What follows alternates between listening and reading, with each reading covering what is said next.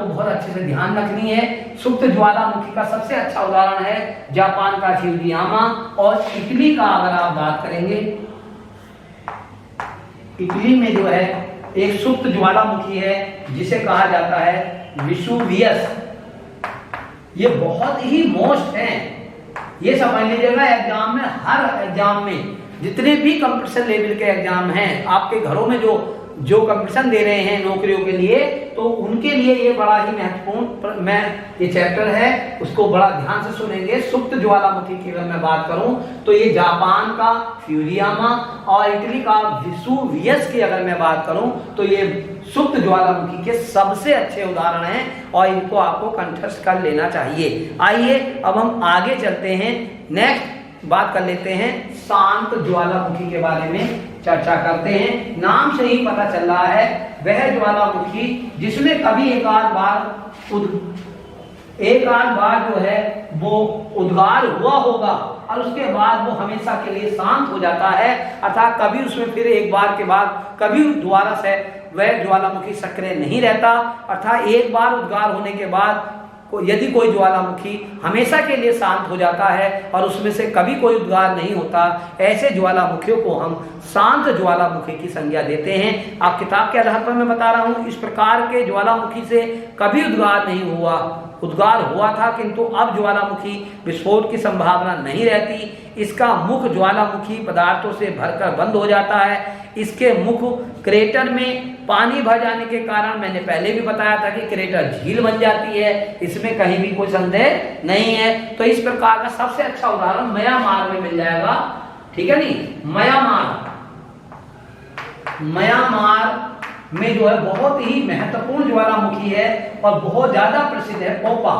Myanmar का पोपा के नाम से ज्यादा प्रसिद्ध है और बहुत ही ज्यादा बार एग्जाम में आपको पूछा जाएगा। जब मैं बार बार कह रहा हूं, ये जो मैं यहाँ पर पढ़ा रहा हूं आपको, ये कक्षा 7 पास करने का ही हमारा उद्देश्य नहीं है, बल्कि इस ज्ञान को हम आगे तक लेकर के जाएं और इसके बलबूते पर हम जो है अच्छे अपने जीवन को अच्छे से बनाएं। इसलिए चैप्टरों का गहन अध्ययन किया जाना अत्यंत आवश्यक है। तो मैं कह रहा हूं कि म्यांमार का पोपा बहुत ही मोस्ट है, शांत ज्वालामुखी का सबसे अच्छा उदाहरण है। और आगे चलते हैं, संयुक्त राज्य अमेरिका के ओरेगन राज्य की क्रेटर झील इसके प्रमुख उदाहरण हैं। यानी कि संयुक्त राज्य अमेरिका,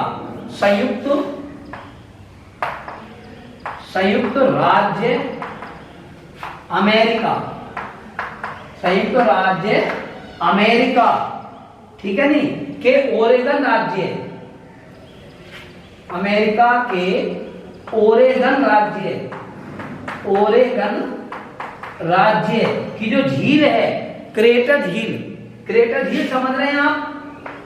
क्रेटर झील यानी कि इस झील का निर्माण कैसे होता है, यानी कि जिस छिद्र से लावा बाहर निकलता है उसे क्रेटर कहते हैं या वीवर कहते हैं। और उसमें जो है लावा निकलने के बाद जब वो लावा निकलना बंद हो जाता है, उसमें पानी और रेत के कारण, मतलब कुल मिलाकर के वो जो है अत्यधिक पानी भर जाने के कारण एक झील का रूप धारण कर लेता है, जिसे हम क्रेटर झील कहते हैं। ऐसी झील जो है वो संयुक्त राज्य अमेरिका के ओरेगन राज्य में देखने को मिलती है। चलिए आइए आगे हम चर्चा का और अधिक विषय अभी आगे बढ़ा रहे हैं। विश्व के प्रमुख ज्वालामुखियों की ओर बात कर लेते हैं। ये लाइनें बड़ी महत्वपूर्ण हैं, इन पर जरा विशेष ध्यान देने की आवश्यकता है। अभी हमने ज्वालामुखी के प्रकारों का यहाँ पर अभी हम अध्ययन कर रहे थे और आपने देखा कि एक एक पंक्ति की महत्ता है आपके लिए। चलिएगा विश्व के प्रमुख ज्वालामुखियों के बारे में और जान लेते हैं। तो नेक्स्ट टॉपिक है आपका विश्व के प्रमुख ज्वालामुखी। तो देखिएगा विश्व के प्रमुख ज्वालामुखी कौन कौन से हैं, उनके बारे में हम जान लेते हैं। तो मैंने अब जैसा कि बता दिया है, एटना विसुवियस के बारे में बता दिया, ये इटली के ज्वालामुखी हैं, इसके बारे में आप बहुत अच्छे से जान गए हैं। फ्यूजियामा ये जापान का जो है ज्वालामुखी है। पोपा के बारे में मैं आपको बता चुका हूं। म्यांमार, बेरन जो कि भारत में है, ये ज्वालामुखी बेरन जो है वो ये भारत में ज्वालामुखी है। ये अंडमान निकोबार द्वीप समूह में स्थित है, ठीक है नहीं। और एक ज्वालामुखी है मेयान, तो ये फिलीपींस में है, फिलीपींस में है ये ज्वालामुखी, बड़ा ही महत्वपूर्ण ज्वालामुखी है। क्राकाटाओ ये इंडोनेशिया में, मैं आपको बता चुका हूं इससे पहले।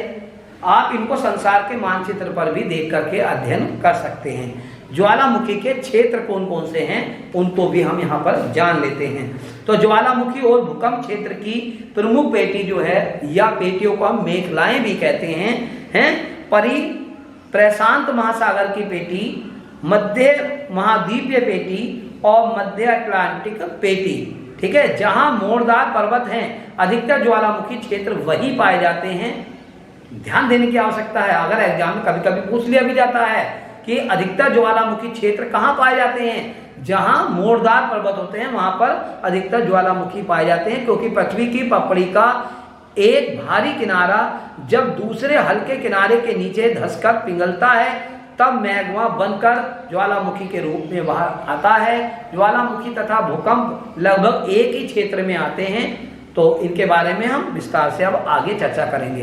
तो यहाँ हमने यह अब तक जाना कि ज्वालामुखी और उसके प्रकारों का यहाँ पर हमने विस्तार से अध्ययन कर चुके हैं। अब हमें यह भी जान लेना आवश्यक है कि ज्वालामुखी का मानव जीवन पर क्या प्रभाव पड़ता है, यानी कि ज्वालामुखी का मानव जीवन पर, मतलब ज्वालामुखी से लाभ भी हैं तो हानि भी होंगी। तो ज्वालामुखी से मानव जीवन पर अनुकूल प्रभाव भी पड़ता है, और अनुकूल प्रभावों का अध्ययन हम लाभ के रूप में करेंगे, और ज्वालामुखी का प्रभाव जो है वो प्रतिकूल भी पड़ता है, उसका अध्ययन हम हानि के रूप में भी करेंगे। तो आइए हम यहाँ पर चर्चा कर लेते हैं कि ज्वालामुखी से मानव जीवन पर जो प्रभाव पड़ते हैं वो लाभकारी प्रभाव कौन कौन से हैं, ज्वालामुखी से क्या क्या लाभ हमें प्राप्त होते हैं। तो लावा से बनी जो काली मिट्टी होती है, जैसा कि आप जानते हैं काली मिट्टी में कपास सबसे ज्यादा उपजाऊ होती है। ये मिट्टी काली मिट्टी यानी कि कपास की काली मिट्टी के नाम से भी जानी जाती है, क्योंकि लावा से काली मिट्टी का निर्माण होता है। यह बहुत उपजाऊ होती है,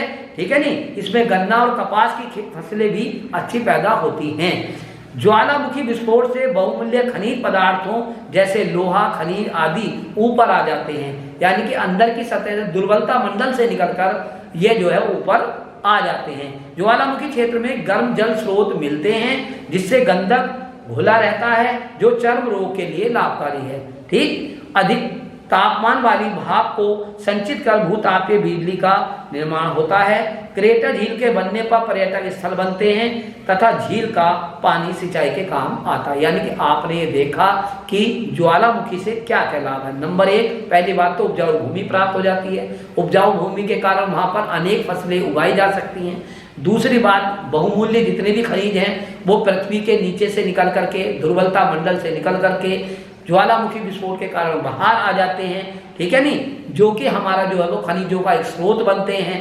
और यहाँ पर इसके कारण गर्म जल स्रोत भी बन जाते हैं, ठीक है नहीं, जिसमें गंधक घुला रहता है, जैसा कि मैंने बताया वो चर्म रोग के लिए बहुत ज्यादा लाभदायक होते हैं, ठीक है नहीं। भाप ऊपर आती है बहुत ज्यादा, टेम्परेचर बढ़ता है जिसके कारण जो है भूतापीय बिजली का भी हम निर्माण कर सकते हैं। और इसके क्रेटर, जब ज्वालामुखी विस्फोट बंद हो जाता है तो क्रेटर में अत्यधिक पानी घुस जाने के कारण क्रेटर झील का निर्माण होता है, जिससे हम जो है पर्यटक स्थल बन जाते हैं। तो यानी कि पर्यटन स्थल का भी जो है निर्माण करता है। तो यानी कि अनेक लाभ हमें देखने को मिलते हैं। आइए इसकी हानियों पर भी चर्चा कर लेते हैं। जैसा कि आप जानते हैं कि ज्वालामुखी विस्फोट से निकलने वाले लावे के नीचे वनस्पति और जीव जंतु भी दब जाते हैं, जिसके कारण अनेक वनस्पतियां नष्ट हो जाती है और जीव जंतुओं की मृत्यु हो जाती है। ज्वालामुखी के कारण समीपवर्ती भागों में प्राय जो है भूकंप आ जाते हैं। आपको ये भी बता दूं मैं कि ज्वालामुखी विस्फोट के कारण ये एक लंबा विषय है, जब मैं भूकंप बताऊंगा तो वहां पर ये चर्चा करूंगा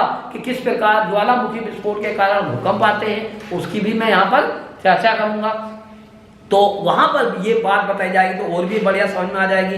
जो लावा प्रवाह से सैकड़ों किलोमीटर तक खेत और मकान आदि नष्ट हो जाते हैं। समुद्र में ज्वालामुखी विस्फोट से जल उबलने लगता है, जिसे बड़ बानल कहा जाता है। यानी कि समुद्र में ज्वालामुखी विस्फोट से क्या होता है, जल उबलने लगता है और ऐसी स्थिति को हम बड़ बानल कहते हैं। क्या कहते हैं? बड़ बानल कहते हैं। इसके फलस्वरूप समुद्री जीव और मछलियां वगैरह मर जाती हैं। ज्वालामुखी उद्गार के समय कई जहरीली गैस निकलती हैं जो वायुमंडल को प्रदूषित करती हैं। इससे नेक्स्ट वीडियो में हम आपके साथ फिर पुनः हाजिर होंगे। भूकंप इसका एक टॉपिक रह गया है, उसको भी आपको ठीक से बताएंगे। तब तक के लिए धन्यवाद।